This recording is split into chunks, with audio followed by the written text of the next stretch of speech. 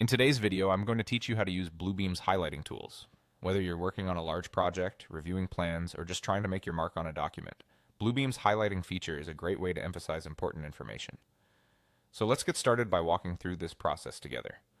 First, head over to your web browser and navigate to Bluebeam Cloud. This is where the magic begins. Once you're there, as with most platforms, you'll be prompted to sign in.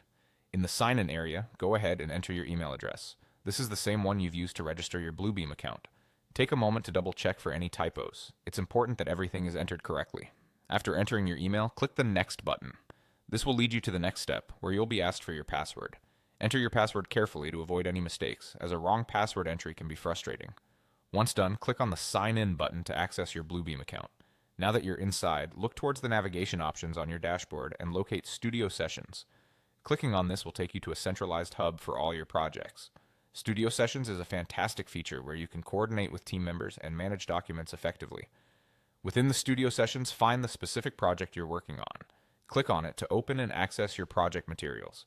If you have many projects, you might have to scroll or search to find the right one, so be sure all project titles are clear and distinguishable for easy navigation.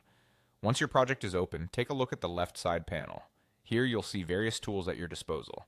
Locate the highlighter icon. It generally resembles the shape of a marker. Then click on it. The highlighter tool is one of Bluebeam's efficient tools for marking critical parts of your project documents and ensuring nothing important goes unnoticed. With the highlighter now selected, move on to the document area.